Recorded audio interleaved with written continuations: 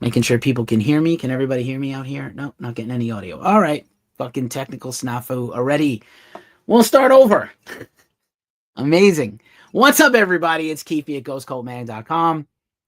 And I have a brand new microphone, and the nuances of my setup are still not all in place, but we're here to celebrate the life and times of Dimebag Darrell. Darrell Lance Abbott of PanterA died 20 years ago today. It still feels unreal to me. I have done similar content to this in the distant past. During the pandemic era, I had a series called War Stories with Keefy. And thank you, everybody, for your help with the audio. I did a series called War Stories with Keefy. I'm going to probably bring that back in 2025 and do a few more of those. That was back when everybody was suddenly doing live streams, right? And, you know, but I'm back now. I'm back. And, yeah, Anthony Mosbeast is here. What up, what up? And, yeah, I wrote a story earlier at the site just to, you know, pay tribute to my man, Darrell.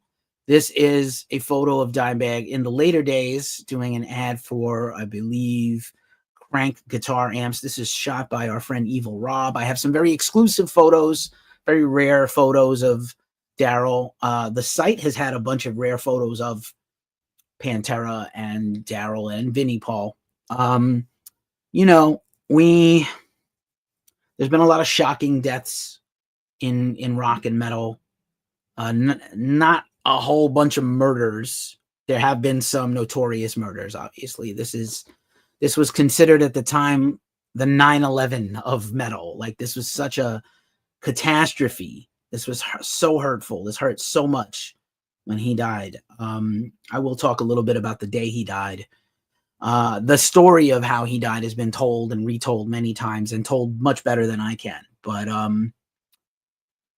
anywho, you know, I felt it deserved some discussion. And look, I know that for some people, PanterA is a non-discussion band, you know, because of other things outside the band and inside the band. But, like, you know, I'm not here for the controversy. We can address that stuff at any time, all the time. And yes, we're remembering the day he passed, but I like to celebrate people as they lived. So the most of this is less about the tragedy of his passing, which it was a tragedy, and more about, you know, how great he was. And he really was great. And similar, I was talking a lot about Trevor Sternad recently, and I talked about, like, how uplifting he was to the whole community, Trevor Sternad of Black Dahlia Murder. And Darrell was the same way. And I think, as an elder statesman, if he had gotten to be one of metal, and, you know, had he lived longer than 38 years, you know, he was going to grow into that elder statesman guy. I think him and Vinne Paul would have been album producers and label owners, and Vinne was already had tried to do his hand at a label. And, you know, I think he would have, you know, tried to uplift other bands, younger bands, put out similar vein bands. I think you could have seen Darrell go solo and do some solo material, maybe even country rock. Darrell and Vinny's dad, Jerry, was a very famous country rock producer in Texas. So I'm going to pop this seltzer because I've been talking a lot today and I'm feeling a little throaty and froggy. But super cool. Super cool. I like having the audio muted for like the first full 2 minutes. It's amazing. But you know, I guess we'll just go in reverse order. You know, everybody knows the story. Darrell was with his later days band Damageplan on stage at the now defunct and demolished Alla Rosa Villa bar and venue in Cleveland. Not Cleveland, in Columbus, Ohio. Yeah, Curtis and I saw the last Damageplan show together in New York. We'll talk about that in a second. So, you know, we know he was, you know, murdered on stage, and along with other fans and security, and you know, like, it was so senseless and brutal. But again, it's just like the suddenness and the shock of it is the worst part of it all, I think, for people. Just the senselessness of the violence, and we still have a problem in this country to this day with senseless violence. Nobody is trying to take your guns away, but people, you know, there's definitely too many mentally ill people with weapons. But anyway, so Darrell laid to rest. It was really like one of the first of these, I don't want to call it like rock celebrity funerals where like everybody gathered and, Eddie Van Halen put the yellow and black striped guitar in the coffin with him and, 20 bottles of Crown Royal and all, crazy shit. San Francisco behind me out the window here. But,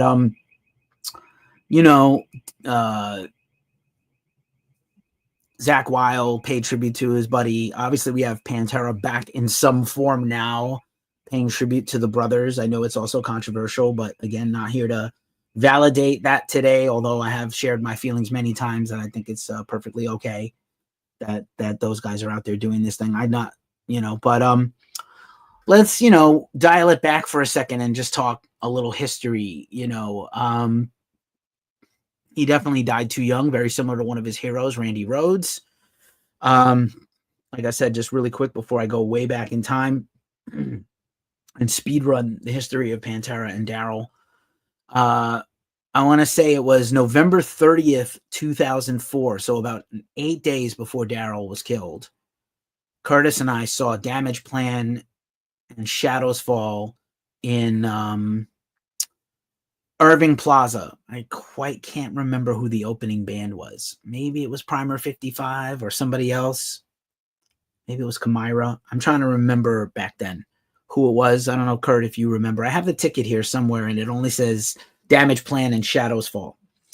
And, Damageplan was awesome, and Shadows Fall was great. They were peaking at that moment with The War Within. And Damageplan had their Newfound Power debut album out. And they had Pat Lackman as the vocalist. He had been a rhythm guitarist for Rob Halford's solo band and a few other things. Russ Incognito, we'll just put this up. Yep, we're talking about that right now. I got your comment in a second, Russ. But definitely share your memories and your favorite songs and your favorite albums and your favorite solos and your favorite dime, anything you want to share. For a long time, me and all my friends, similar to, just how Motorhead's Everything Louder Than Everyone Else, dominated everything. And Cliff 'Em All was like the guidebook for thrashers. The PanterA home videos were a thing. And for a long time, we'd walk around and be like, 3, forever and ever, and 3, whatever. We were doing that for a long time. We'll talk about that in a second. But,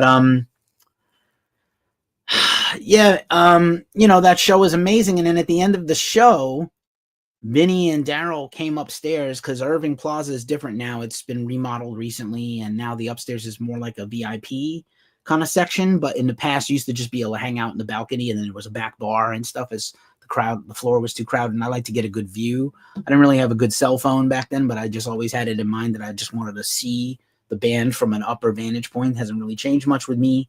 Today, I prefer a seat or a balcony than to be moshed around. Gaith Bensuna, if I see your comment, say Domination. Domination is my favorite PanterA song, by the way.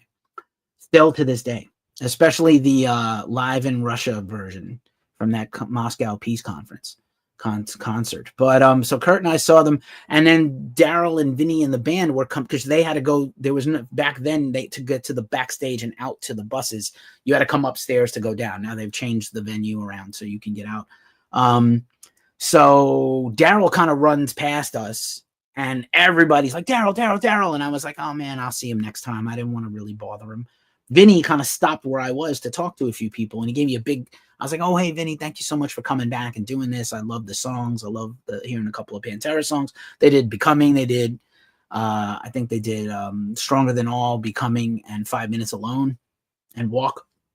And the rest of the set was Damageplan songs, and Vinne gave me a big sweaty hug. It was kind of gross, but he was amazing. Super smiley, super thankful and humble. Darrell seemed really chill, and then he just kind of skated out the door, and I never got to see him. This was, I wasn't at the Russian show. This is at Irving Plaza in New York City 8 days before Darrell was murdered. I saw PanterA like 25 times in the 90s and early aughts. I saw them so much. We went to multiple shows on tour, saw them open for Black Sabbath, saw them at Ozzfest, saw them. I went every chance I could. They were pretty fantastic, basically, as a live band. Pathogenic Metal is also here. Conch Paul has joined. So, yeah. So this Damageplan in particular is the only time I saw them, I think. And Kurt was there with me. We were literally like in awe of this show, in awe of Shadows Fall. Also, they were so peak, thrash and progressive metal and metalcore all happening at the same time. And for a minute there, they were really like the pinnacle band in the genre. You would not have, Killswitch Engage was not quite yet there till the next album, and Lamb of God was just kind of becoming who we know them to be now. Gates says, I play guitar. I learned the art of shredding, 5 minutes long, walk domination, and This Love is also great. I mean, I played a lot of those songs. My band, first concert ever, we covered a couple of PanterA songs. I mean, even 3 of them. I don't know how, but we used to. Yeah, Ross Incognito says, Rip Dime, been to many shows at the Alrosa Villa, right? Yeah, man, what a tragedy. What an absolute fucking tragedy. And again, we're not here to rehash that day particularly, except that other people also died. There's a great book about the murder at the Alrosa Villa and, the courage of other people who helped stop the killer. I literally could have, I think I had a singular square brick phone that wasn't a flip phone. My next phone was a flip phone. That's pretty interesting, buddy. Kristen is here. What up, Chris? And Richie and Ellen Warrens. Good to see you all.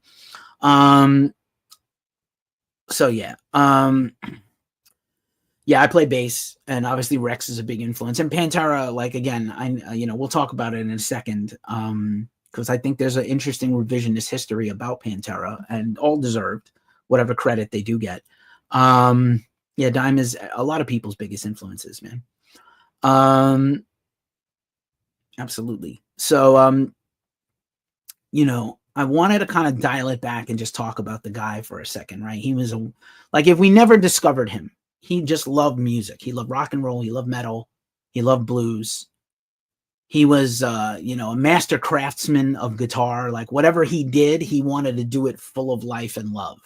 And I think that's the number one important thing to know about this guy. If you didn't know anything about PanterA except knowing them from the periphery of metal now and seeing that there's a PanterA band with 2 original members or 2 classic members and 2 new guys who are also legends of rock and metal, Charlie Benante and Zakk Wylde, clearly, in their own right, huge legends of metal. But, I think if you didn't know who Dimebag was and you didn't know about PanterA, I think it'd be important to understand that this guy was like a disciple of thrash metal, of rock, of shred.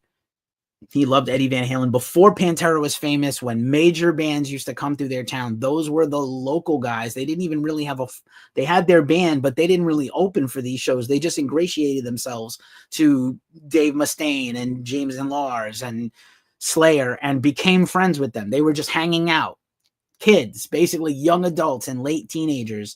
And Darrell would win all these guitar competitions. So if you were local to the south, the southwest of, Texas, you might have known who he was, Texas, Louisiana, but,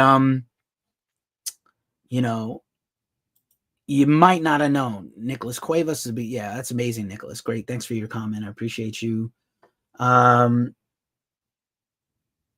Yeah, I'll talk. Gaith, if you can hang with us for a little while, I will talk about that. In a second. Girth Brooks also says Glam PanterA is highly underrated. Well, I'll talk about that in a second. Fantastic guitar stuff. I don't know if I love the albums and the production, but this musical, like the quality of what they were going for, I felt deeply. Is that the stuff I resonate with and go to? Of course not. No. Yeah, we were literally feet away from him. Vinny was really nice, right? He was really nice. And we've also met Philip and Rex, and they were really nice in the down years and other things. And I've met Philip a couple of times, and he's always very nice to me. And I interviewed Philip about 10, 12 years ago when he was going to put out his memoirs, and then he shelved it when his co-writer, Corey Mitchell, died. But yeah, man, it was a magical night. One of the countless hundreds, thousands of nights you and I have had, Kurt, and going to concerts. But that was a really special one, not because it was special anyway. We were talking about that show for days. after. And then just to dial it back. So I remember I was at my job on 32nd Street and Fifth Avenue. I was an office manager in my 20s. I had metal bands. My metal bands were heavily inspired by Pantera. I think at that time I was in my second real well-known New York City metal band, and I had a Pink Floyd tribute band that was also just taking off. But I was at my job, the same job I had for 9/11 and the blackout. So literally this is like the third in the 3 bad things in that era of my life that happened. And I remember getting a phone call at my desk from a friend, and I was like, yo, it's like 9 in the morning. Why are you calling my desk? It's like, yo, somebody from Pantera died. It's a friend of mine. And I was like, no. And honestly, like everybody else, I had hoped it wouldn't be Philip, because Philip, you know, had a very well-known drug problem back then, and he had been ODing on stage and revived and many times. Electro Blum is here, my homie. And you know, it was really sad. It was really sad. And I couldn't believe it. And then we found out it was Darrell, and a little more information came out, and I was kind of distracted from work, and I started to cry at my desk, and my boss was like, what's wrong with you? Why are you crying? He was a very unsympathetic guy. And I was like, oh, I got to go to the bathroom for a minute. I go to the bathroom. I cry for a little more. And yeah, man. I remember. I went to work anyway the next day. I really should have took the day off. I remember calling my girlfriend at the time, who we met because of Pantera, on the Pantera message boards before there was this whole social media thing. And Pantera was her favorite band besides Slayer, and she was fucking devastated. And yeah, I've probably never been more upset in my entire life. I mean, my brother had just died the year before. So like literally 3-4 bad things in a row. I could not work. I think I left work early and just was on the phone with everybody after that day. It was really hard. It was really difficult to deal with his death. But, you know, we got through it and went on. I felt horrible for Vinny. And, you know, the ensuing stuff, again, a lot of this stuff has been out in the universe. There was a true crime YouTube a few years ago that did a video on it, and was surprised that I shared it. I thought it was so well done. It deserved to be talked about. You know, I have been devastated by many deaths in the rock and metal world. I also know, like, obviously today is the anniversary of John Lennon's murder. I also coincidentally also murdered, not on stage. I remember where I was at 8 years old when John Lennon's death was announced on Monday Night Football, because it was also my mother's birthday. My late mother was born on December 8th. But, you know, other people who are great were born on December 8th too, like Marty Friedman. So, you know, you just can't be like, this day is horrible for me. This day is hard for me because of my mother. It'd be my mother's birthday. And she passed away rather young also. And, you know, I get it. I really do get it. Some of these things are hard to grieve and come through. But like Darrell was such a talent. Like, even if they had never made it, I think he probably would have, at the very least, if he hadn't been able to put together like a successful Pantera with his brother, I think he would have at least been like a Jason Becker, Marty Friedman, shred guitar, you know, Yngwie, unfortunately, Michelangelo Badio, somebody like that, like a famous guitar album guy, right? Satriani, Eric Johnson, Vai. He could have been one of those guys. You know, and like there's a famous story where Darrell auditioned for Megadeth at the same time as Marty, and which would have made Darrell like 20, in his early to mid 20s. And he told Mustaine already had Nick Menza, and Darrell was like, I can't go without my brother. You have to hire my brother as the drummer also. And Dave was like, I can't. I already picked the drummer. I'm not going to kick out this guy because you want your brother, which normally that has happened. Which it would have been insane to think about Vinny and Darrell doing like Rust in Peace riffs. Shirley could have played it. Like, I think Darrell would have been a guy today, if he was alive, he would have been doing like YouTubes and TikToks and being funny and doing funny sketches and shredding guitar and just having a good old time live streaming. He probably would be one of those people. So just to dial it back, you know, and this is a picture Vinny shared when Darrell passed on the anniversary of his passing after some years. And Vinne then passed a few years later, which is also sad and very, you know, heartbreaking that Vinne is also not around anymore. So neither of the brothers are here. But, you know, they had a really incredible bond, the two of them. Ross writes, man, he died so young. It's unreal what he accomplished. We're going to talk a little bit about it right now. Again, so PanterA technically forms in 1983. Here's a great picture, another candid of Darrell on stage by Evil Robb. Evil Robb Photography. He sells some of these prints if you want to get them. He was personally close friends with him. Darrell is actually the person that inspired Robb, told him, like, go take concert photography more seriously and get out there and do your thing, which is why he's been doing this thing ever since the 90s. And yeah, let's talk about these PanterA 80s records. Terrible artwork and glam metal aside, they're solid records. Do I love these records? No. But there are some quality stuff on here, especially the last two. Personally, I like some hair metal and glam metal. A lot of it is corny and about getting chicks. Nothing against Terry Glaze, is a very fine singer and probably an okay guy. You know, obviously they got much better in the next era, you know. But if they had never gotten any bigger than these four records, they probably would be like an underground favorite band. Like Darrell's guitar playing was so good. Like people don't really realize Vinne, before, you know, he wasn't just like a goofball guy. He's an incredible drummer and became a very good producer. Rex was actually a National Merit Scholar jazz band player in high school, and he passed up a scholarship to go to UCLA to play jazz in their very acclaimed music school to stay in Texas and sell weed and be in PanterA because he thought they were going to go places. And you know, PanterA's first albums were, again, produced by their dad. And they learned all their studio stuff from their dad, which, you know, plays a big hand in later. And, you know, again, I don't ever return to these records. It'd be cool to get them on vinyl. I believe that's long been in the works and talked about. I think they have to get... There was some beef between the brothers and the dad later in their lives. And I think, like, when Vinne passed, he left everything to Rita to run the estate. And so I think the dad was cut out of the future later PanterA stuff, which may make getting the rights to these four records harder because he definitely has some co-ownership of the music and the album releases. Although it would make him a lot of money. I think a lot of people would invest and buy these, and not just as a novelty. A lot of people are completists and they would love to collect these records and get them. I'm sure you can get bootleg somewhere. Drop a comment if you've got like bootleg PanterA records out there somewhere. Someone has to, right? Again, I don't really, you know, Philip came in for the last record, Metal Magic.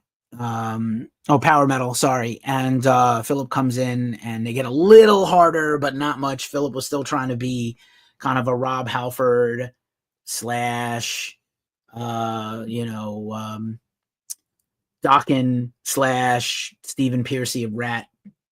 Tom Hutchinson is here. Spiritual Holocaust is here. Jinx is here. Grey Matter Records. Estelle. Merg. Hi, Jinx. Hi, Jinx. I made a funny. Alpha K writes. Let's get some love in the TikTok. If you're new there, please give us a follow. And the same thing here. If you're new here to our YouTube, please feel free to sub. Like and subscribe. It does help us out. We also take super chats and super thanks if you're enjoying this. So they get signed to East West Atco. I believe they made a demo in between Power Metal and the Cowboys from Hell record. They pretty much had most of the songs demoed and pre-production already. They were huge on pre-production because, again, their dad was a studio wizard on country records. Most people don't know about those glam records, actually, but I'm just not a huge fan of them. But you know, obviously Cowboys from Hell, you know, we saw the band kind of morph from Van Halen, Kiss, the 80s Kiss that's not good, glam rock, to this like combination of thrash metal and hardcore. Philip inspired obviously by Black Flag and Circle Jerks and Discharge and things like that. And then obviously the brothers into Slayer, PanterA, Megadeth, Anthrax, absolutely 100%. The Big Four and Exodus and Overkill probably all factored in. And with a little bit of Southern thing. But, you know, they had something special. I remember playing this for you, Curtis, at Bronx Community College. I let you hear my tape, and I don't know if you had heard them before. I remember the first time I heard PanterA was Psycho Holiday on Headbangers Ball. And like Psycho Holiday is like not talked about today as a song, but it's a crazy, it would almost be, you know, if it didn't have that like boogie shuffle beat and it was just a straight ahead metal song, you would be talking about some of those fills as like progressive metal. That's how talented they were, because they loved Van Halen and they wanted to do complicated shit, but keep it catchy, just like Van Halen. You know, Van Halen always wrote the simplest songs until later in their career. They wrote simple songs in the beginning to show off their musical talent and you know, focus the singer. But you know, peace sign is here. Hello, peace. El Caco is here. Yeah, no drinking for me today because again, Dr. Spider is also my mom would have been my mom's birthday, and so I got work to do and I can't be drinking. Did 2 live streams and another podcast, and I worked on some professional stuff. So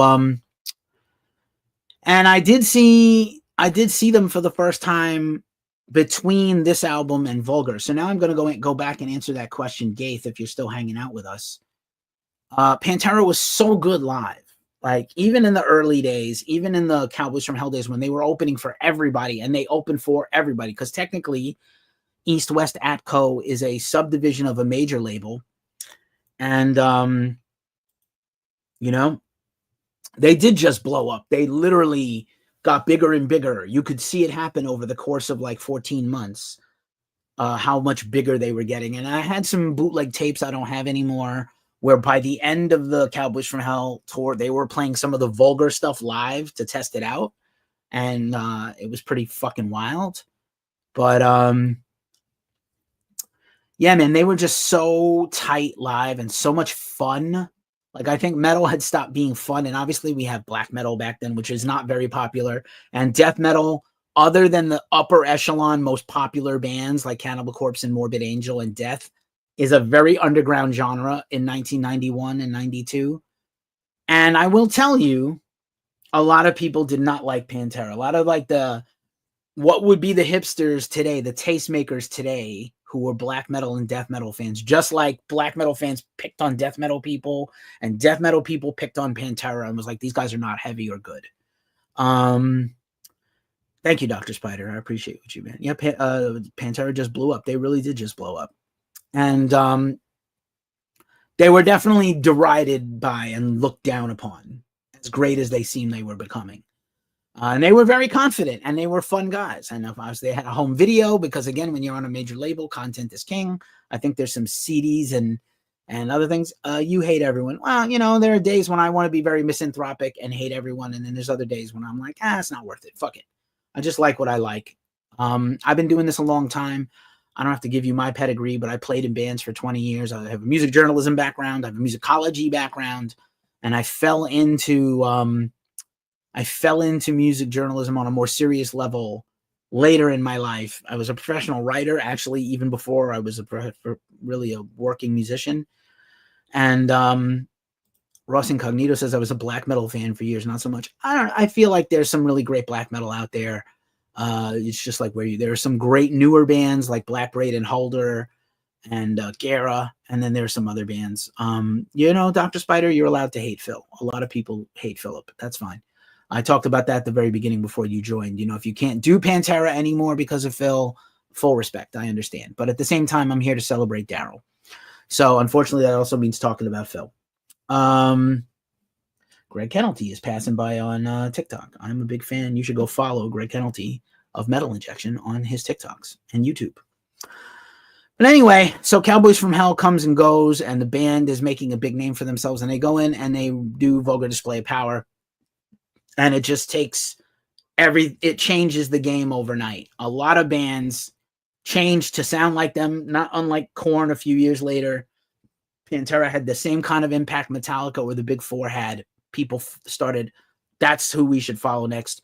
Vulgar Display of Power is a whole step heavier and deeper and more brutal than Cowboys from Hell.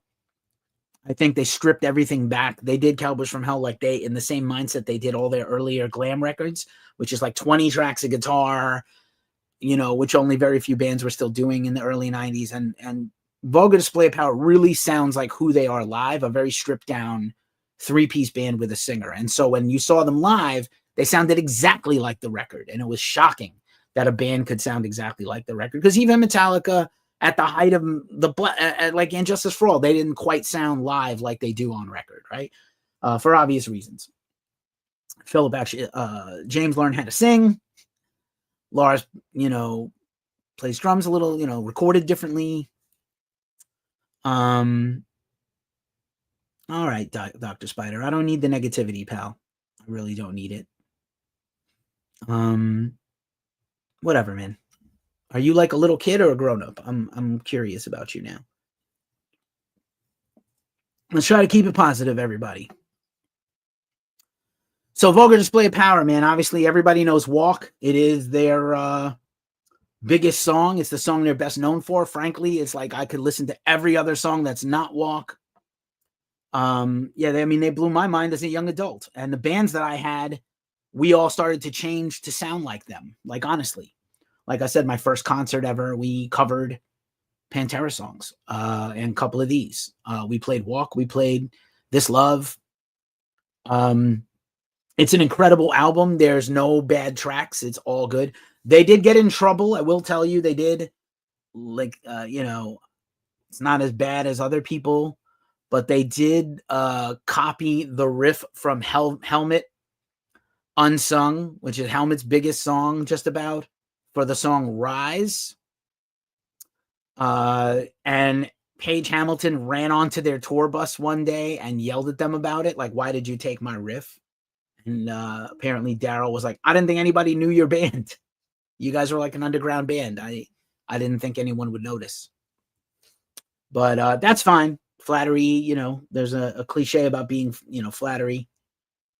Manya Lasagna is here. What's up? What's up? Mikey is here. Frankie Longoria Drum is here. Nicole Mitchell. So anyway, Vulgar Display of Power is amazing. PanterA starts headlining. They do a co-headlining tour where they start opening for, they started a tour where they opened for White Zombie, and by the end of the tour, they were bigger than White Zombie and had to open for White Zombie had to open for them. Then like a year and a half later, it switched, and White Zombie was headlining over them because White Zombie blew up because of Los Exorcisto in '93 and Beavis and Butthead a little later than that. And then later on, they will go on to be co-headlining bands together and best friends. But yeah, man, Vulgar changed the game, changed everything for PanterA, made them a huge headline act. They were headlining like Roseland. I saw them so many times in this era. The next few years, they were so good. Again, if you're still hanging out with us on Instagram, Gaith Ben Suna, PanterA was one of the best bands I have ever seen live. And honestly, even I liked what I saw them 3 times last year. And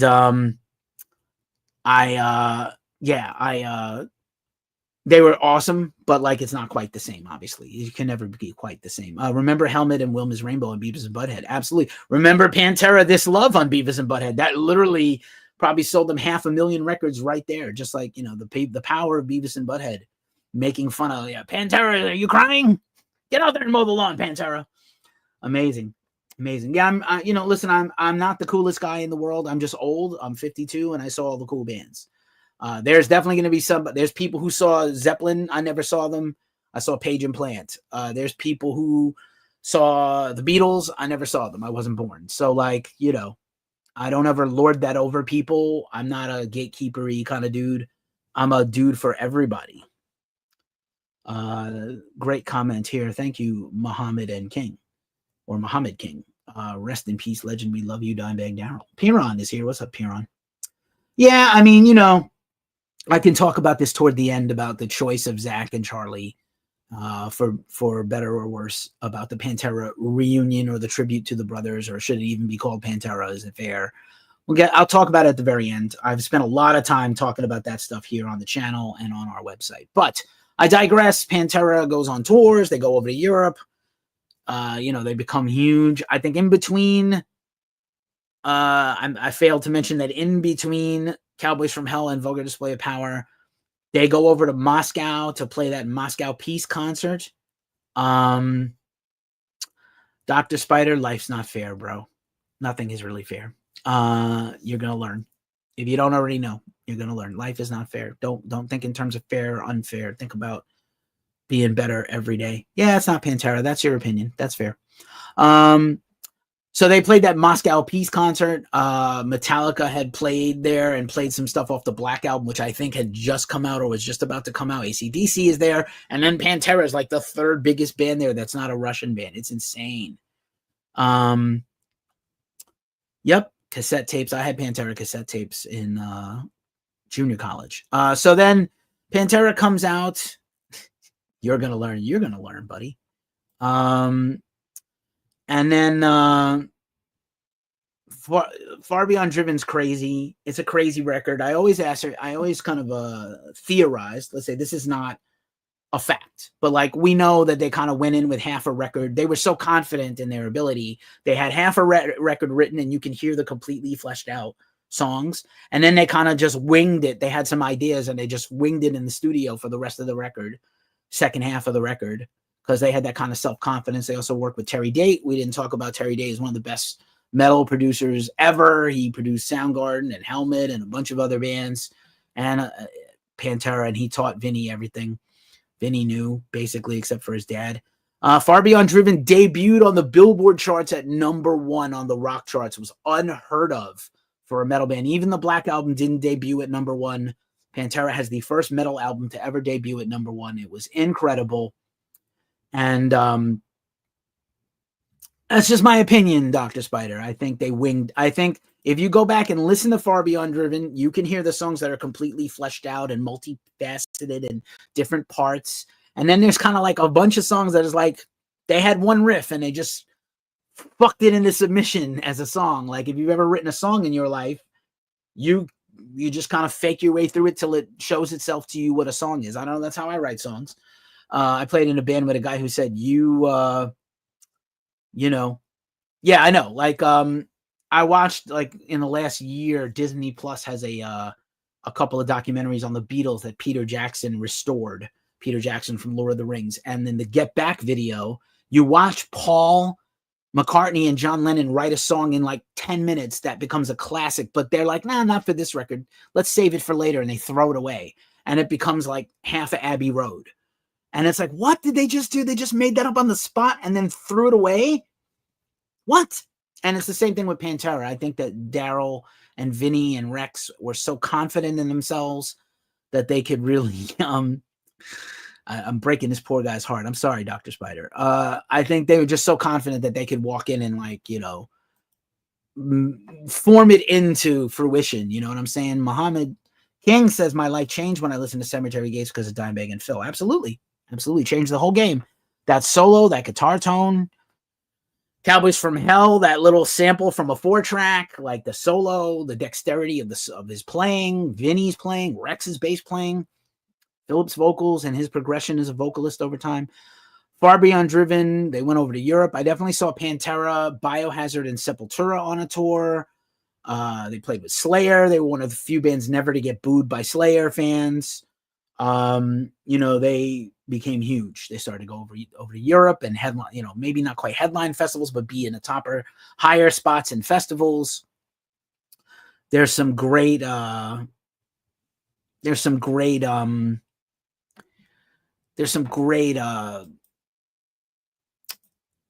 I just recently interviewed, I'm sure most of this audience doesn't know who Vanessa Warwick is. You might. Vanessa Warwick was the British or European equivalent to Ricky Rackman. So MTV launched MTV Europe and Headbangers Ball UK, and Vanessa was the host, and she interviewed all the bands and everybody.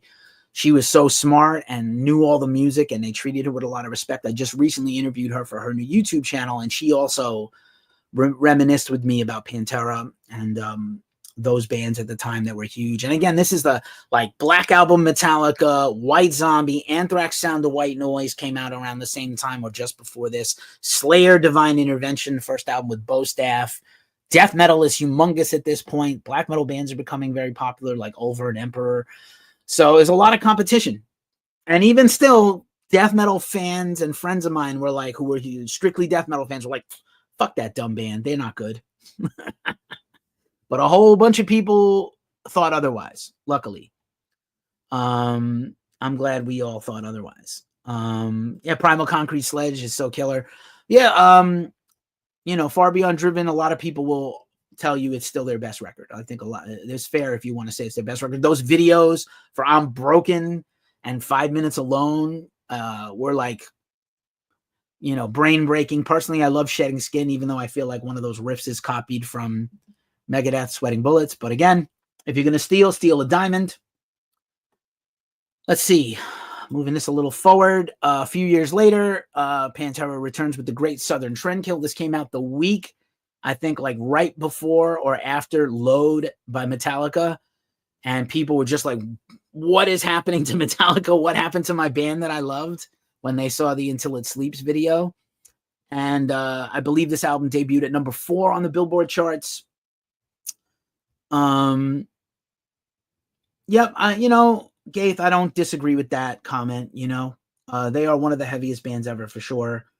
However you judge heaviness, I also think bands that are not, like, I think Alice in Chains Unplugged is one of the heaviest records ever. But you know, like I said, I'm not here to apologize for Philip and any stupid shit he ever said or did. It's all, you know, fair and true. And I am very sad that Dime and Vinne are both gone. Both gone. Metal John, what up, sir? Remember my late mom woke me up to tell me Dimebag died. It's been a week since I got out of the hospital. All right. Yeah, wow. Well, like, John, keep it, you know, keep staying up, bro. Keep staying up. Today would have been my mom's birthday. Sepsis, Until It Sleeps is a great song. It is a great song, but it was just so shocking. Even after the Black Album, it was completely shocking. They cut their hair. They cut their hair and they changed the guitar tone. I think, to me, the worst thing is not the songwriting, because I think the songs on Load are pretty good. I think the guitar tone and the shift to kind of like grunge and post-grunge rock is the painful part of it. Not that Metallica sucks. I think in hindsight, Load and Reload should have been one record. That's another story for another time. Trendkill is a great record, man. Trendkill comes out. I remember this got leaked early, in the earliest days of leaking records. And I living in New York City, anybody here from the New York tri-state area might remember the pirate radio of Seton Hall University, better known now for basketball, but pirate radio, Seton Hall, WSOU metal radio. Now, I lived right in the shadow of Fordham University, so I didn't get to hear, like, they had a big radio tower they put up. So that used to, like, fuck up all radio signals, but especially the college radio. And I worked in college radio in the mid-90s for a different school in Manhattan. And, yep, sepsis, good times. Are we talking about Iced Earth right now? Yeah, okay. Whatever. I used to love that band. I don't support traitors. But anyway, Sepsis, some of the Tambourines and Shakers and Steel Go. Yeah, they were just their experimental phase. It ends up not being the worst album they ever made. Neither is Reload. It's weird that those are not the worst albums Metallica ever made. But yes, Trendkill was brutal. You had backup screams from Seth Putnam. Phil was exploring like his black metal influences and death metal, gutturals, and it's an incredibly heavy record. In some ways, like I said, it's more complete a record than Far Beyond Driven, not necessarily in better quality, but like deeper. You know, you have a song like War Nerve, and then you have a song like 13 Steps to Nowhere and Floods, one of the greatest guitar solos of all time. We didn't even talk about Darrell just as a lead guitar player. He has 3 songs in the Guitar World Top 100. Nobody else has 3 solos in the Top 100, only Darrell. I would have picked different solos than Walk, Cemetery Gates, but they did pick Floods, which I think is in the top 5 or 8. So yeah. I remember who told me Dime Pastor was my so-called boss, thought it was cool. Yeah, because he was obviously religious. Whatever. I get you, man. I get you. So yeah, going back to Trendkill is just an exceptional record, and the band came out, and this was kind of the beginning of the, you know, Trouble in Paradise phase for PanterA.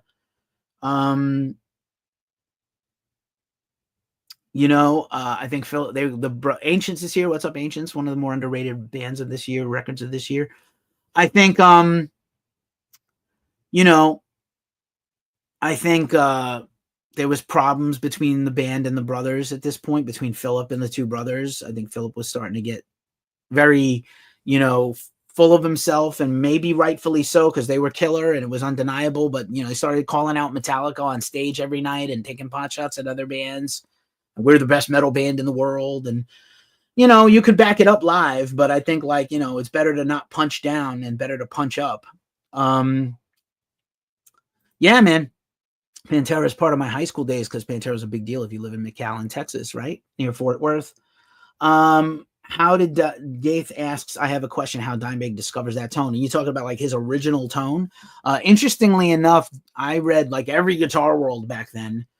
And so funny enough, living in New York City, I was friends with a lot of hardcore bands who used to come into my job. I'll spare you the longer story about that. But so Dimebag Darrell ended up getting those Randalls, and he gave his old Marshalls to Jay Younger of White Zombie. In the middle of recording Sexorcisto, his Marshall blows a cone, which is why if you listen to La Sexorcisto, the first 5 songs or 6 songs sound super metal, and then the rest of the like album sounds like a little surf rocky and less heavy because the speaker cone was blown.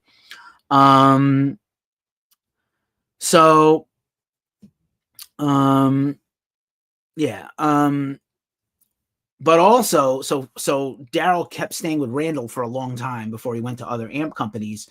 So I think that original tone of those Randalls really helped shape it. It was a combination of his pedals, trying to do like the wild signal burst for the lead guitar solos, the way he set up the action on the guitar, the tremolo, the locking tremolo, trying not to go out of tune all the time.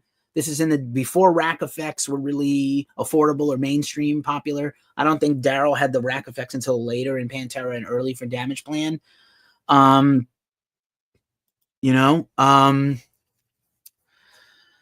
and I will also tell you that Moose from Civ, and now also of Gorilla Biscuits, who was a friend of mine at one point, it somehow inherited, like, Darrell passed those Randalls down and those Marshalls down to other people. He used to give away his gear when he got new gear for free. So I think that he actually I think somehow Moose ended up with a set of Darrell Randalls, and some producer told him to recone those, and he was like, hell no, they were Darrells. I'm not going to recone these. Fuck that. Yeah, you know what, man? Like, I'm kind of done with you, Dr. Spider. If you're here to be an asshole, I can't fucking help you. I'm here to have a positive experience and remember Darrell. Again, any legit negative stuff that you have to say is fair. I'm not going to dispute or refute you if you have something honest and legitimate to say. But if you want to be a jackass, not on my show. Anywho, how can I buy a Dime signature in 2024? Well, interesting news. I met Rita Haney. I was going to save this for later. I met Rita at No Values Fest in Pomona in June, which I covered with Omar Cordy, the co-owner of Ghost Cult. And you can see our review. Maybe I'll link it in the description. I hung out with Rita. I drank a sample of the new Dimebag whiskey, even though I'm not supposed to be drinking anymore much. Occasionally I can have a beer, but not really drinking whiskey. But she was like, try this whiskey. And I was like, all right, I'm going to try this whiskey. And she was telling me they're working to get the Dime signature guitar rights back. There's a whole bunch of problems between Dean Zelensky and the current owner of Dean Guitars and Washburn, and a lot of like rights and stuff. So I would say, Gaith, if you really love Darrell and you want to hold out and get a Darrell signature guitar, wait, because I believe in 2025 there'll be a new Darrell signature guitar line out endorsed by Rita and Darrell's estate, and you'll be able to support that way.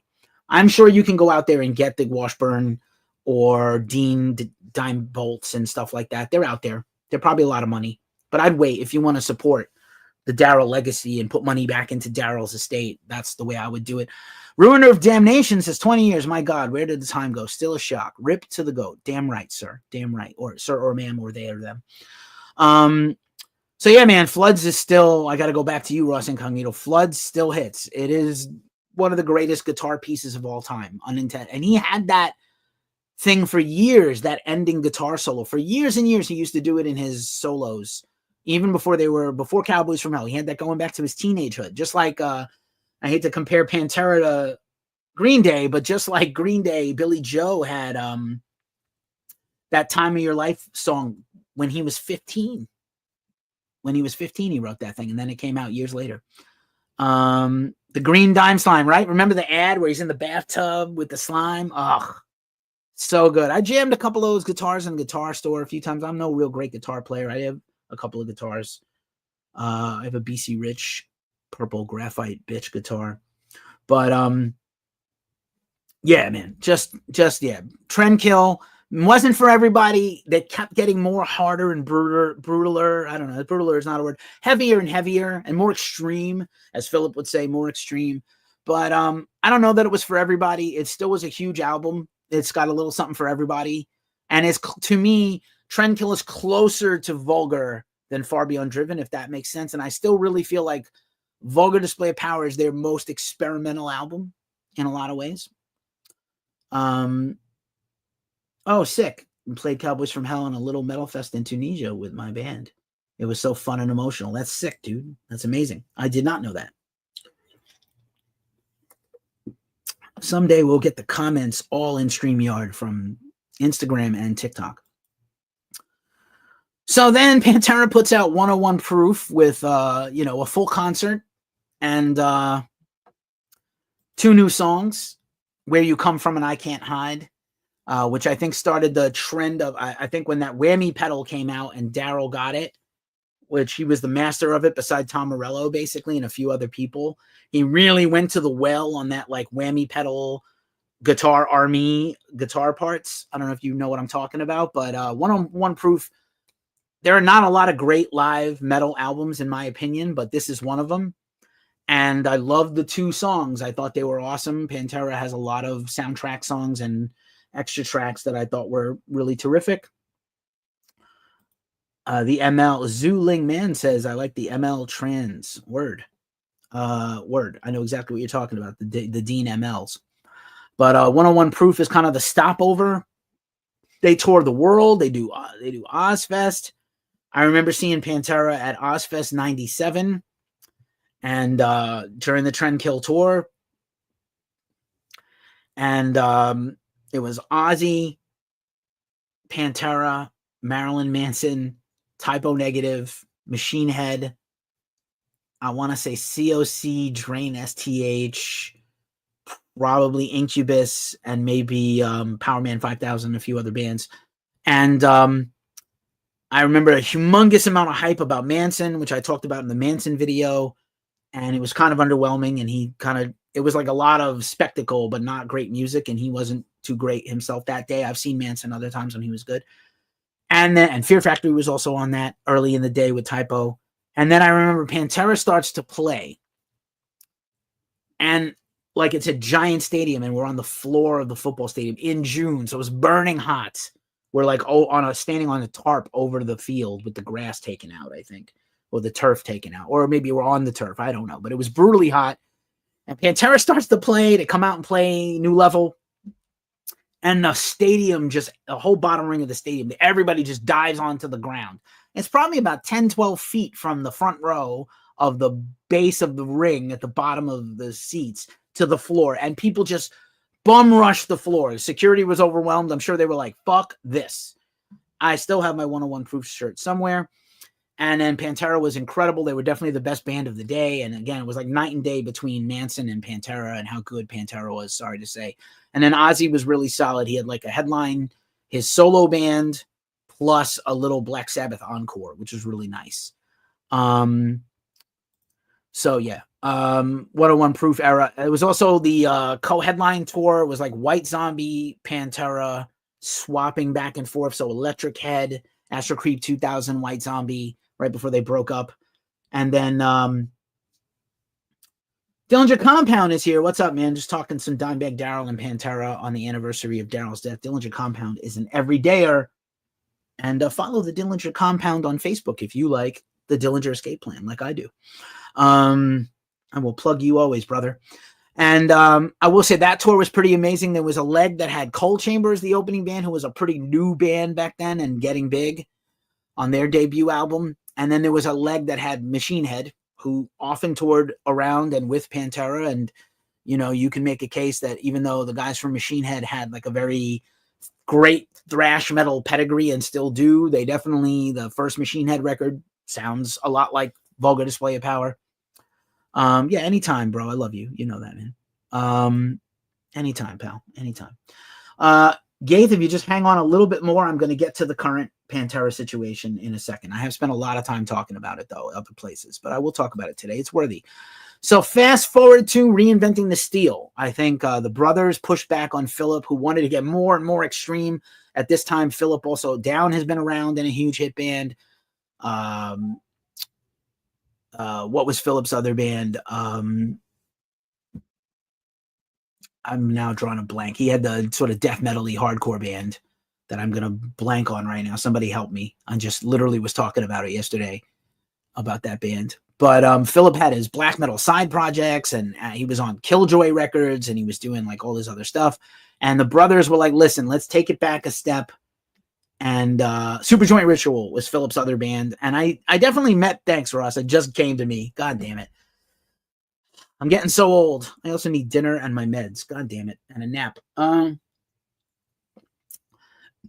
I think the brothers were like, listen, let's go back a step to like Cowboys and make PanterA a little more heavy metal. So I think that Reinventing the Steel has like a lot more, it's heavy and brutal in some places like Death Rattle and Hellbound, but I think there's also like a real classic heavy metal jammy feel to a lot of the songs that kind of throw it back to Cowboys. Not everybody's favorite record, but still a strong, good record with some killer songs. I will always say that Revolution Is My Name literally has a new metal Korn part in it, a Korn Limp Bizkit part. You can fight it all you want. It's like absolutely sounds like Freak on a Leash by Korn. For real. It just does. But anyway, I do love that record. Viking Crown. Well, he had a few of them. He had Avon. He had a side project with Killjoy. So he Philip had many black metal albums. He was really trying to like be Body and Blood, which he never put out, which was like his acoustic thing. He really tried to just have a hand in every pot of metal. Scour is actually like, I think, the spiritual child of like Viking Crown's kind of terrible, actually, if I remember correctly. Like not even passably good, bad black metal. You know what I'm saying? Like I know he was trying to do this first wave raw black metal. It was really not a good album. I had it. And, I think like Scour and N Minor are so much better on the quality of Superjoint and Down now. Yeah, Scour sing. I can't wait for that Scour record. Is that Gold? Pre-orders are out now. So Reinventing the Steel, pretty solid, but it ends up being their final album. And we never did get a PanterA home video concert. Like we had I was saying earlier, like, Motorhead set the template. Here's what a live album should be, or Live After Death by Maiden. Everything louder than everything else in Live After Death. These are iconic live albums, right? And Metallica's Cliff 'Em All. This is how you hang out and, hang out with your buddies and be a headbanger and steal beer and, pay tribute to Cliff. And then the PanterA home videos were like a handbook of buffoonery and fun. They were so fun. They were so much fun. It was hard to believe how fun they were. But yeah, Reinventing the Steel kind of came and went. And then the very last PanterA show ever was this Beast Feast, unknowing to them. They did Tattoo the Earth, and they got stuck in Europe because of 9/11. This Beast Feast show is insane. Look at this. This flyer is not very high quality. This is the best I could find off the internet. But look at this. Slayer and PanterA, Sepultura, Machine Head, Static X, Biohazard, Vision of Disorder, Morbid Angel, and then some Japanese bands, United, Batcave, Shadows Fall, Caliban on one of their first tours, even though they're a band that goes back to the late 90s, Deviate, Soylent Green, which I feel like that's a reunion back then, because Goat Whore was already kind of out. Or maybe that's the last Soylent Green tour. Yellow Machine Gun is a band I remember. Pulling Teeth and Dimblow? I don't know. But that ended up being the last ever PanterA show. If you go on to YouTube, don't leave this video to watch it, but you can watch some of the, videos from that show. Dillinger's was also there. I don't see them there. It's interesting. But yeah. That was a metal show, Dr. Spider. That was a show. Anywho. So, yeah, well, what a show that was. That was like really like, again, America didn't get heavy metal. Even Ozzfest didn't have things this hugely deep and high in quality back then. So anyway, PanterA kind of goes their separate ways. PanterA goes their separate ways, and Philip is busy with Down, does Down 2, A Bustle in Your Hedgerow. Rex joins Down, and the brothers form Damageplan. This is a picture, again, another Evil Robb photography special of Damageplan. Newfound Power comes out. It's actually a pretty solid record if you go back and listen to it today. They also had Rebel Meets Rebel with David Allan Coe. I think there's also like a little side soundtrack action where Darrell, Vinne, and Rex go under a different name, Tres Hombres or something, and they play a ZZ Top cover for one of those late 90s movie soundtracks. Biohazard and ICP. Biohazard's coming back with a new album in 2025, and I am all here for it. I'm so excited. Biohazard, one of my favorite bands ever. We will probably have another interview. We interviewed Billy Bio last year about the reunion, and one of the first interviews ever about that reunion, and then we will definitely have an interview with a few of the guys when the new music is ready. Interestingly enough, they were having problems with Damageplan because Pat Lackman also was kind of, again, lead singer's disease, LSD, kind of had a problem. And, is that Dimitri's first ever Dillinger show? I don't know. I feel like I saw them with Dimitri in New Jersey, but I know it's just, maybe that was their first, like, big festival.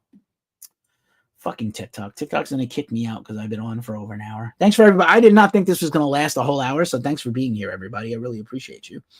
Papa 123 is here. All right. So, we told the story at the very beginning. I think Sworn Enemy, Dr. Spider will have a new record. I think next year. They had one 2 years ago, produced by Robb Flynn. Again, 6 Degrees of Machine Head and PanterA. We know what happened on December 8th.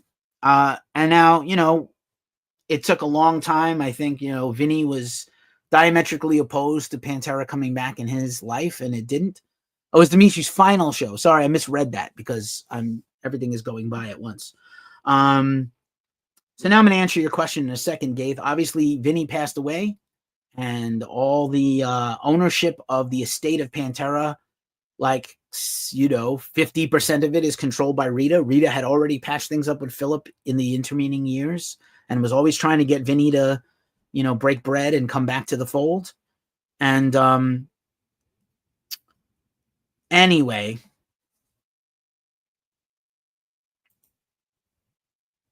again, I'm kind of done with you, bro. So yeah, we'll just take it like this. So, I never thought that there would be another version of PanterA.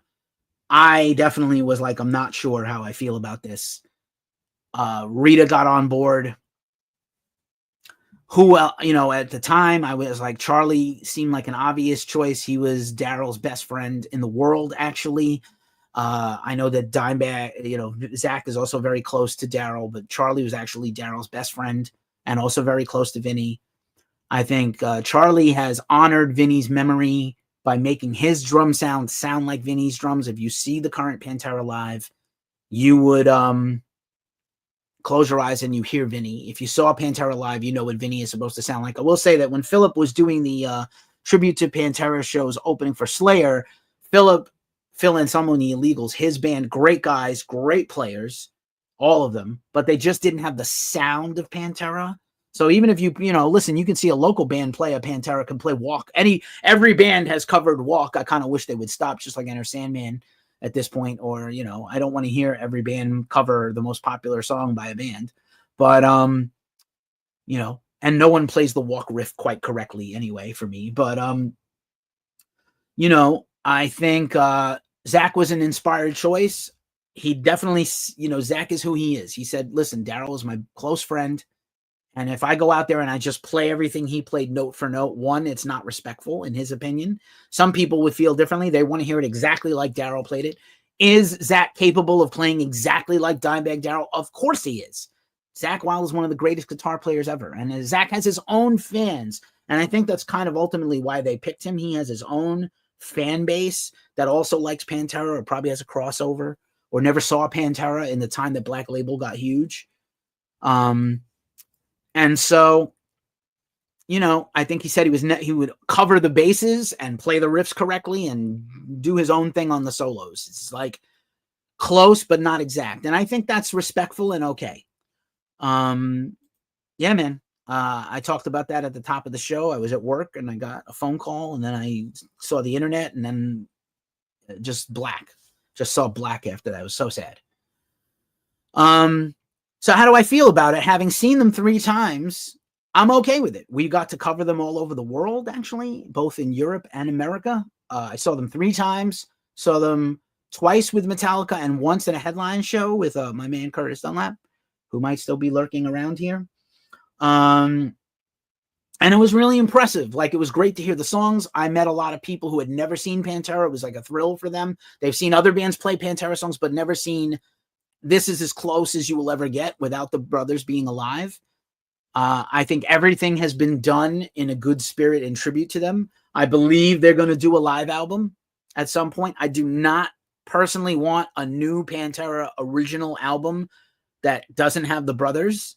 So I'm not necessarily down with that. I hope they won't. Some people have speculated that they definitely will because there's money in it, but I hope not. They don't need the money. Charlie's busy with Anthrax, new Anthrax record coming out this year, but we obviously know PanterA's got European headline tour dates early in the year with Power Trip, and then another 6 to 8 months of touring with Metallica and festivals, and then we'll see if they continue. I think as long as the interest is there, this version of PanterA, a tribute to the brothers, will continue. If you don't want it to be called PanterA, I do feel bad. If you're angry at Philip and just say, fuck this band entirely, I understand. You be within your rights. Yeah, Devolution. 20 years, man. I remember it like it was yesterday as well. Agree with you. But I think it's cool that PanterA's back. I think it does give phenomenal at MetLife in Scranton. And then I got to see them again in St. Louis. I wish I had not seen Ice Nine Kills 3 times, but I did see them 3 times also. But yeah, they were phenomenal. And honestly, the headline show, they played even a few more songs. So I felt like we got a little more of the true, they played Planet Caravan, which I was blown away by and so happy to see and hear. And I would really, I feel like they made that cover almost their own song. That's another incredible, one of the best guitar solos of all time. It's not even close to the original. It's like Darrell's own thing. I know it's a possibility. I'm not sure I want a new PanterA record. I would take a live album. Or like call it a different name and be a different band and not call it PanterA. We'll see. We haven't heard from Zach, and Zach was the guy who was the most reluctant. And I had said, honestly, as much as I love Zach and Zach loves PanterA and Darrell, I might bump some In This River later. I think Zach was the guy who was hesitant to do this. I had suggested other guitar players. Phil Demmel was actually one of my picks. Or maybe go on tour with a cadre of guitar players, a bunch of different guys, all playing different songs. I think that would have brought a little more like a universal appeal, I think. But, Zach has his own... Nice, man. Zach has his own thing, his own cult of Zach that I think is like into this. And they love him. Like when he plays... Experience Hendrix, he is not doing note for note Jimi Hendrix solos, which a lot of boomers and dads like me want to hear. He's doing it the Zach way, and that's who he is. He feels like it's more disrespectful to show that he can do it note for note than to just pay tribute. So that's kind of the show. I hadn't really planned for anything more than this. MetLife, also Devolution, caught the headline show in Virginia Beach. Better vibe. I am going to lie. I think it was a better vibe. I don't know why. I don't think it had anything to do with Metallica, but just I think, I think it was weird for me I hadn't seen PanterA for so long since those Ozzfests. I had not seen PanterA on such a huge stage.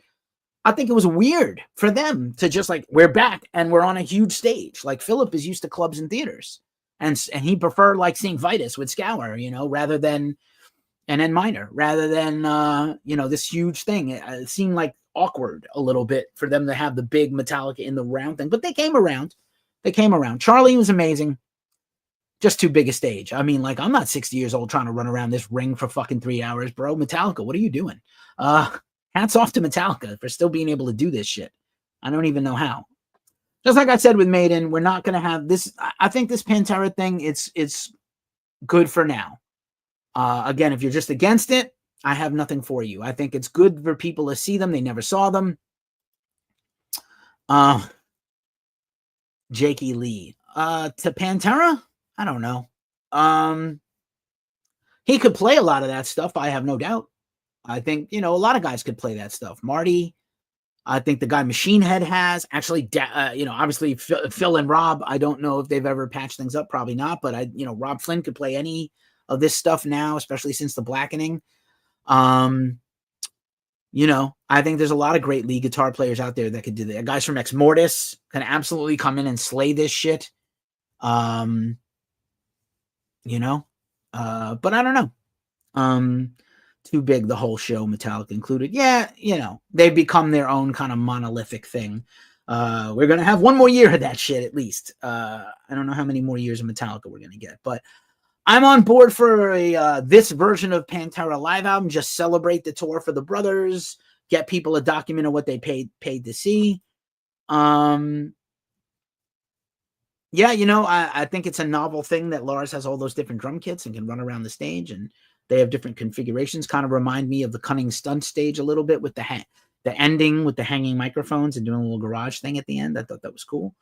Props to them. They've become their own spectacle. Metallica is the modern Led Zeppelin. They are the biggest band of this era. And what can't they do? Or Queen would be another comparable at the height of Queen. Gavin says, bro, I'm so sad I didn't get to see Dimebag. I wasn't even born yet, and he died. I'm sorry, buddy. You have videos. You have the music videos. Take it from me. I saw PanterA like 26 times, and they were fucking phenomenal live. One of the best bands ever to do it. Darrell's amazing. His influence continues to this day.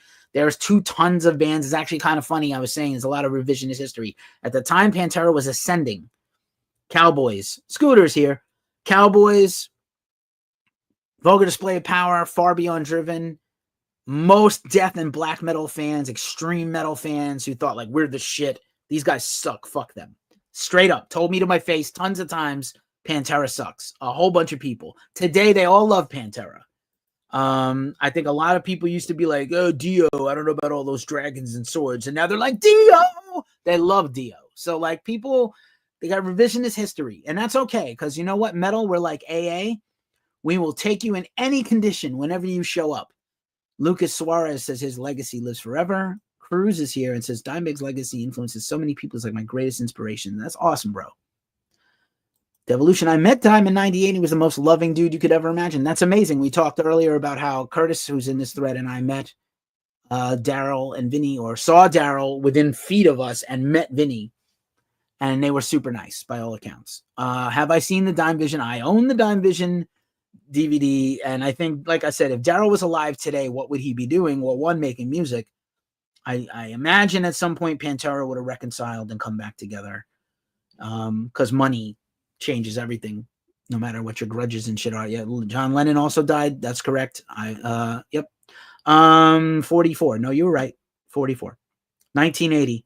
I was watching TV and watching Monday Night Football, and Howard Cosell announced that John Lennon had been murdered outside the Dakota. Fucking horrible.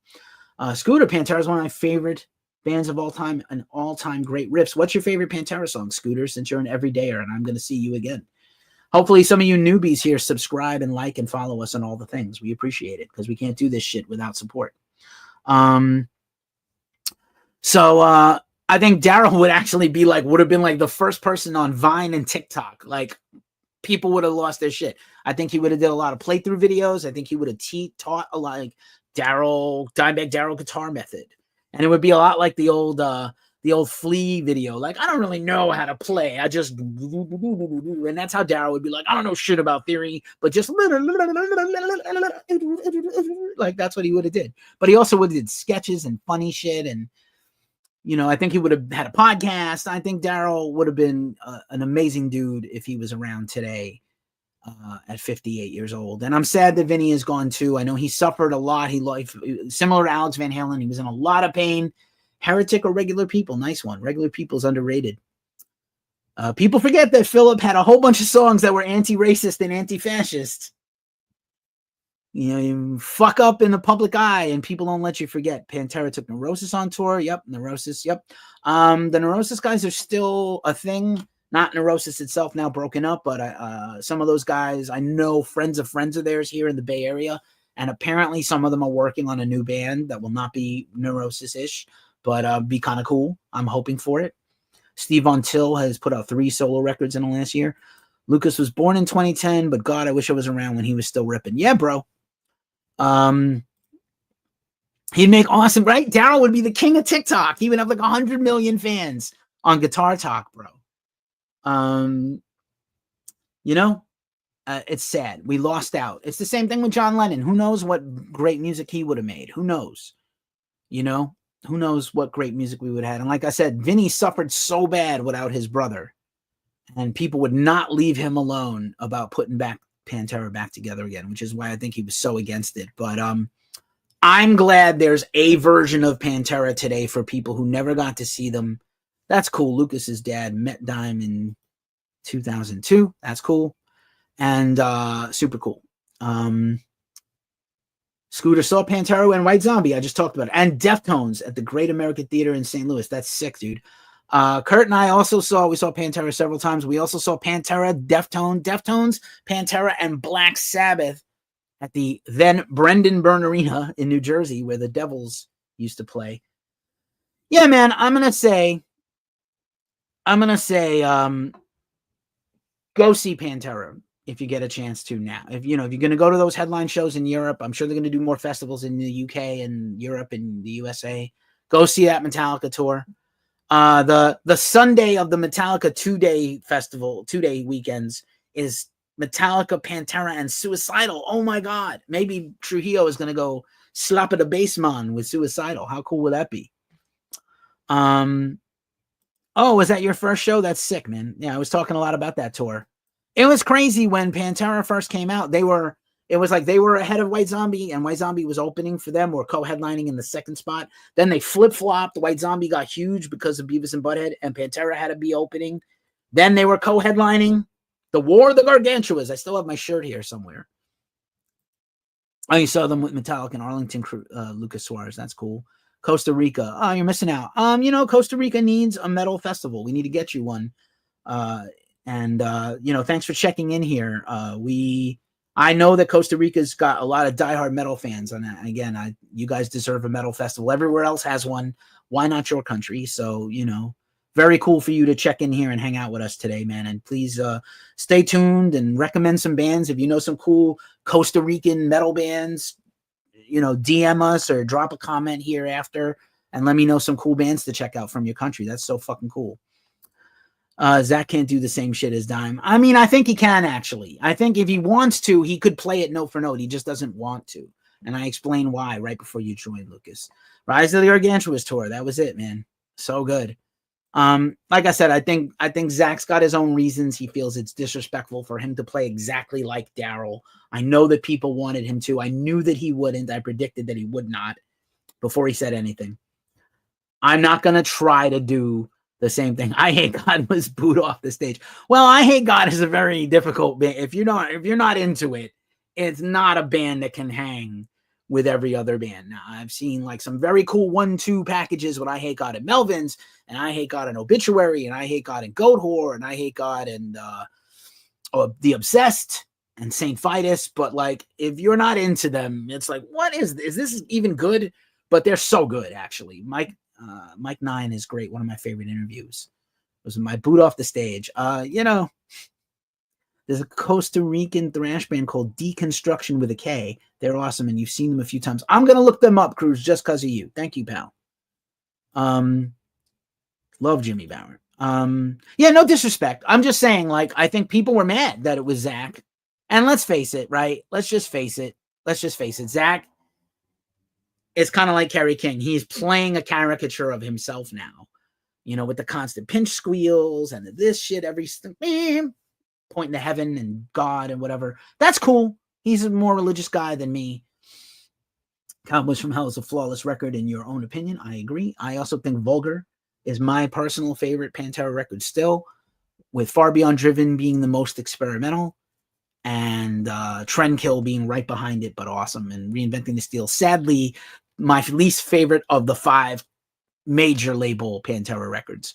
I would love to see, I'll just wrap this up by saying, because this conversation has been great, you have all been great. I have been Keefy of Ghost Cult. I think, yeah, Phil is absolutely an atheist. 100% an atheist or agnostic, for sure. And he loves satanic imagery and lyrics, but he's not satanic that much, I think. I'll wrap this up by saying my bucket list or wish list of PanterA stuff is, I think we will get a live document of this current era of PanterA. I hope they don't do new music, but it's possible. And then I know it's hard to put it together and get somebody to distribute it and everything, but I really think we deserve a PanterA concert movie. We really need a binge and purge concert movie, like a 3-hour PanterA best of everything they ever did, or at least like 101 proof to Reinventing the Steel. So then you have like a big cross section of all their best stuff. And, you know, and a live DVD, obviously, to accompany that, and vinyl. I am glad I do have some of the newer PanterA vinyl reissues that are excellent.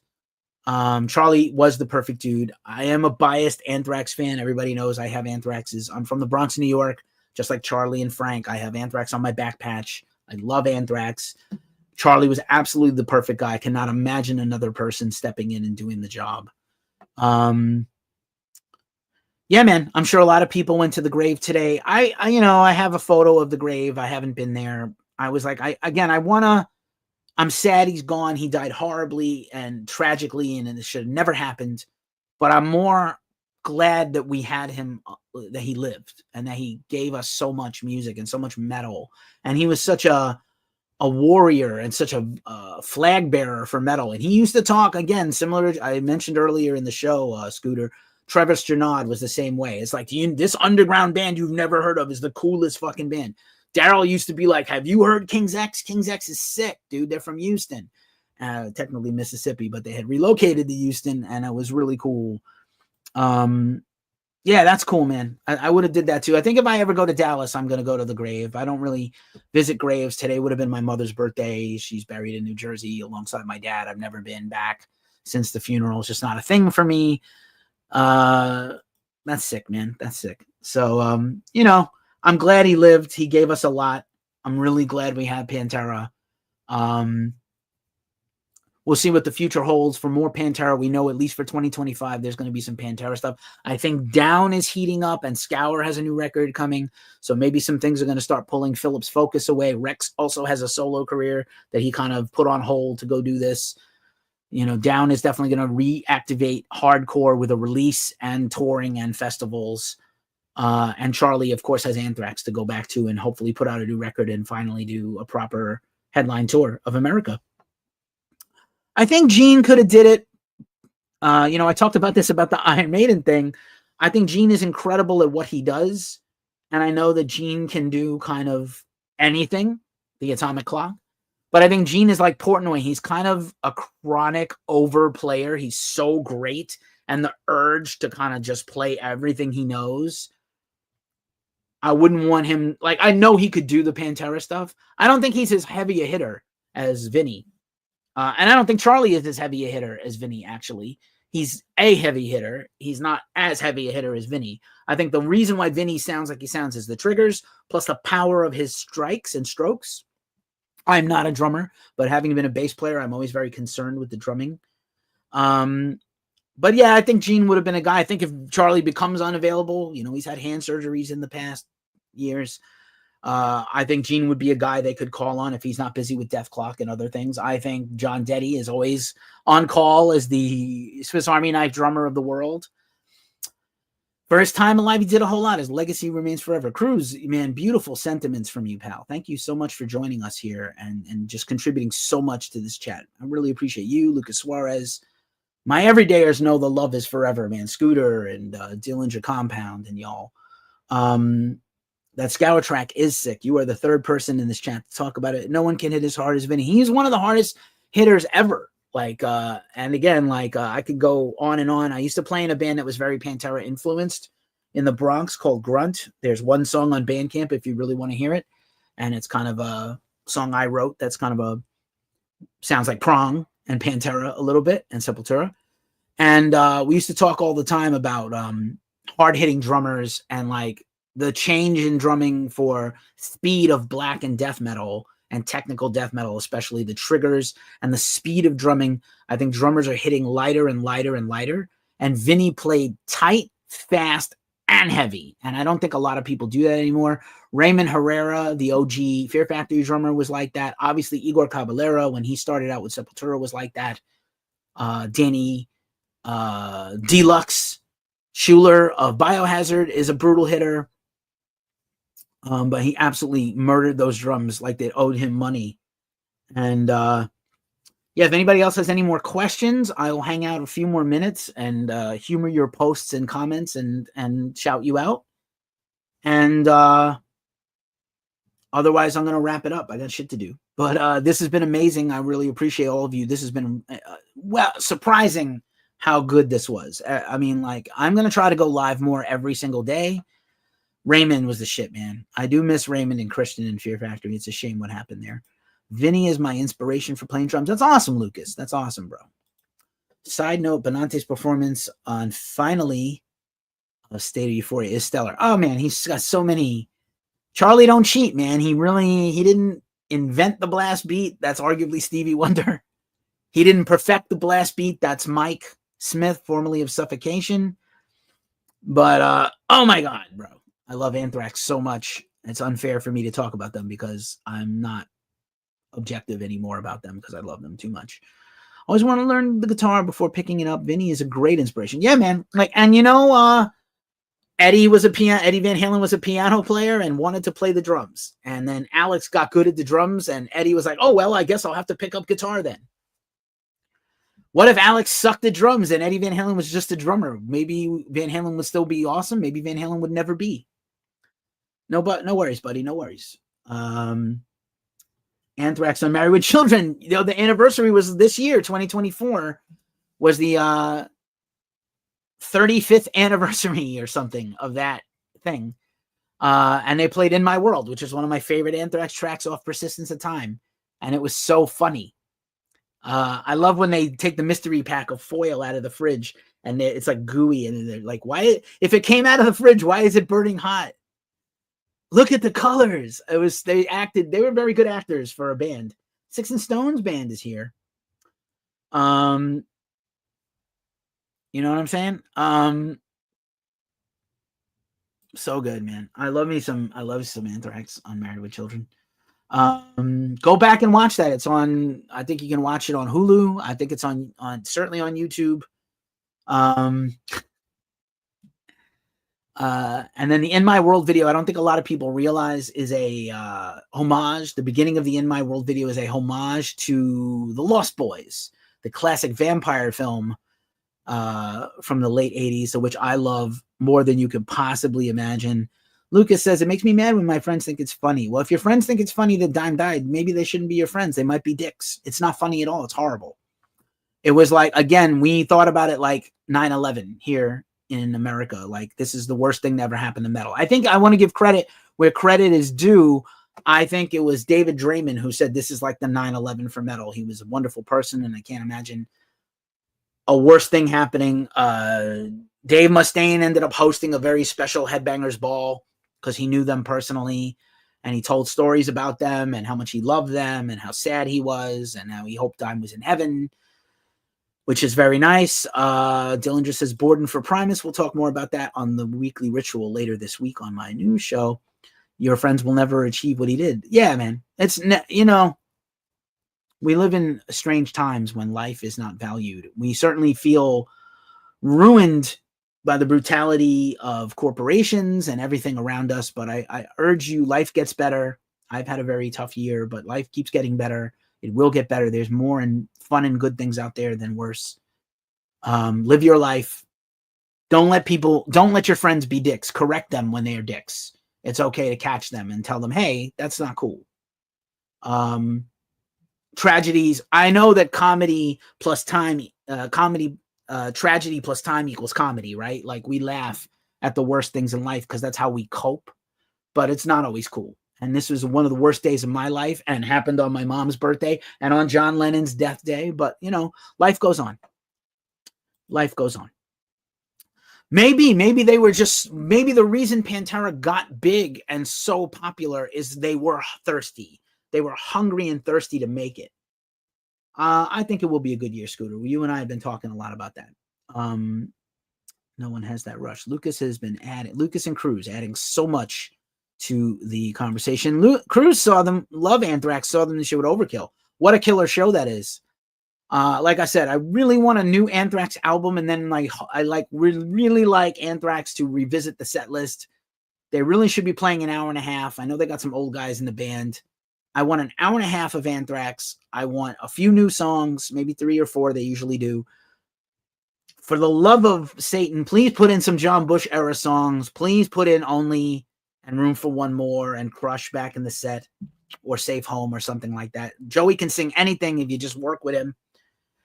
And then the classics. But like, I really could use a break from Got the Time and Antisocial. Personally, having seen Anthrax almost the most times of any band except Slayer and Metallica, and probably Seven Dust is in there. Yeah, man, we talked about the glam era, not really music for me, but like, even if they had never done Cowboys from Hell and changed and become what we know now, I think the GlamTerA era, we would know who they are. Darrell would have been an exceptional guitar player, world-renowned, famous guitar player we would have respected and loved. And I think it would have been like super interesting. Yep. That's the famous quote. I love this. Is a good place to end this. Dimebag quote: the worst advice I ever received from my dad was to play by the book. Not to be shitty, but like, you know, when they renegotiated their record deal before Far Beyond Driven, their dad tried to like claim that he owned a piece of the band and should get compensated by the record label, and it almost cost them their record deal. Imagine after putting out Vulgar Display of Power if PanterA got dropped from the record label because their dad was a cockknocker. I don't want to talk about negative shit, but that soured Dime and Vinne for the rest of Dime's life. And then Vinne, after Darrell passed, had very little to do with his dad. And when Vinne died, he left everything to Rita, which I thought shocked me, but makes sense. Is Seven Dust breaking up after their tour? I think they're going to go on hiatus. I think they're burned out and tired. I think they, you know, I really expected Rise Records to kind of promote them more, but I guess not. I love Seven Dust. They're one of my favorite bands of all time. And really, to me, were one of the bands that followed in PanterA's footsteps. Maybe not the lead guitar, but everything else. The soul and the aggression and the heaviness, especially those first 3 Seven Dust records, are particularly great. And they just got fucked by the music industry, so they never made the riches they should have. But I think Seven Dust, they'll take a break and then come back. I think they need a break. I think Lejon's going to put out his solo R&B record, pop record. Good for him. He could sing anything. I pay to hear that dude sing the fucking phone book. Clint Lowry will continue to do music. Hello Skeletons and solo stuff. I think John Connolly will continue to do solo bands and produce stuff. That Vinny doesn't do much outside of Seven Dust, and that Morgan Rose will continue to produce and do crazy Morgan Rose shit. Lucas also wrote the way they went from glam to heavy stuff that'll shake your guts out. But definitely PanterA had that shift, a lot of influences that drove them, the groove metal sound. Well, you know, interestingly enough, like I said, I feel like, you know, one of the things that PanterA did by bringing in those grooves, they come from two places. They come from hardcore, and hardcore borrowed it from hip hop and sort of dance music and the early rap. So hardcore borrowed those grooves and those halftime beats and those break beats and those slowed down beats from rap. And then inadvertently, Slayer, you know, with Angel of Death, the breakdown has that power groove part in it, and Metallica started to have groovy songs on Master of Puppets and Justice for All, and PanterA took that element and incorporated it into a huge part of their sound, especially on Vulgar and especially on Far Beyond Driven and later records, but also it's on Cowboys a little bit too. Some of us never made waves in Canada. No shows in Canada ever to my knowledge. That seems crazy to me.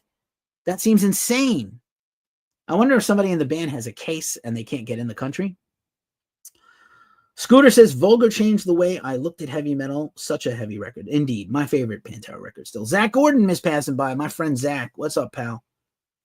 Passing by on the Tick of the Taco. Follow his channel. He's an incredible drummer. Yeah, just wild. I didn't expect this to go this long, but I'm super stoked that it did. Again, every one of you is a champion in my eyes. Thanks for mostly keeping it civil, except one guy. I got no patience for idiots. I really don't anymore. But I'm going to try to go live a little more often, maybe every day for like talk about the story of the day every day for a little bit. Maybe not for 2 hours. This is an important one for me. PanterA meant a lot to me. And they still mean a lot to me. And I would not change those things ever. I'm glad I got to see them. I'm really glad people are seeing them now, even if it's not the brothers. At least you're getting that actual full flavor vibe as much as possible of a PanterA show. It won't ever be exactly like it was because nobody is Darrell and nobody really is Vinne. But it's pretty cool. And I am still on board with it. I don't want a new album. I will say that. I wouldn't mind a live album. But I don't want a whole new album called PanterA with these guys. Make a new band. That would be cool. You know, a tribute to PanterA in the style. You know, maybe re-record some PanterA classics. But I don't even need, well, I don't need it. The records are flawless. Like, it's not needed. They sound great still to this day. I have the remaster of Vulgar and the remaster of Far Beyond Driven. They sound fucking terrific. Like, they were mastered for vinyl. They don't need redoing. Live albums, okay. I always got 7 that's mistaken for Stuck Mojo. That happened all the time. I wish I had the graphic handy. I made a graphic a few years ago. So my partner at Ghost Call is Omar. He's a very fine looking gentleman with dreadlocks, and everybody, we literally used to go to a festival and people would confuse him for Lejon, which he's like 2 Lejons tall, or they thought he was Byron from God Forbid. What are you doing here, Byron from God Forbid? He's like, yeah, I'm Byron from God Forbid. Then he would like FaceTime Byron from God Forbid. Look at this bitch thinks that I'm you. Look at these bitches that think I'm you. It's hilarious. So I made a graphic one day that was like, dear white people, Omar is none of these guys. And it was like Lejon, Byron Davis, Chris Barnes, Zoltan Bathory, my man from Incubus when he had the dreads, Rob Zombie. It was really funny. I love Stuck Mojo. They're also probably not ever coming back. Lucas says, please go live often. It's popped up on my recommended and I love it. Good content. Dude, thank you so much.